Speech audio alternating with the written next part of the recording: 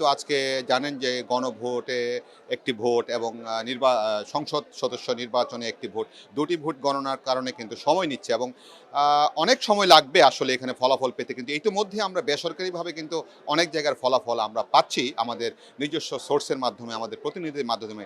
আমি কয়েকটি ফলাফল যেমন বলতে পারি, আমি জানি না যে আপনারা কতটুকু এইখানে এখন পর্যন্ত ফাইনাল জানাতে পেরেছেন বেসরকারিভাবে। বার্জার ওয়েদারকোট অ্যান্টিডট সুপ্রিম দেয়ালকে ধুলাবালি থেকে রক্ষা করে 10 বছর পর্যন্ত।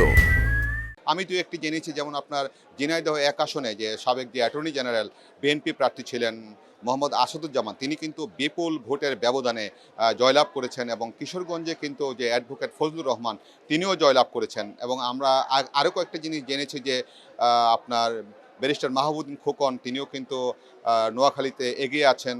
তারপর নেত্রকোনায় আছেন ব্যারিস্টার আপনার কায়সার কামাল, তিনিও এগিয়ে আছেন।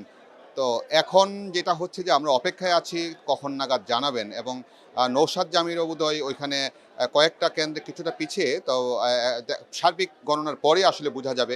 এখন পর্যন্ত সরকারিভাবে আমরা কোনো কিছু এখনও পাইনি, আমরা সেই অপেক্ষায় আছি। বিভিন্ন গণমাধ্যমের কর্মীরা এখানে অপেক্ষায় আছেন। আমরা দেখেছি বিএনপির নেতারা কিন্তু এখানে আছেন। বার্জার ওয়েদারকোট অ্যান্টিডট সুপ্রিম দেয়ালকে ধুলাবালি থেকে রক্ষা করে 10 বছর পর্যন্ত।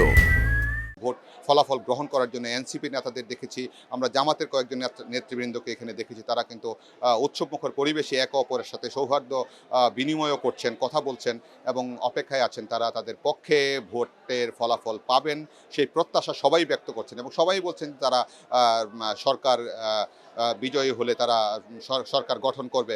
এইভাবেই আসলে এখন অপেক্ষায় আছি আর কি আমরা। শোভন।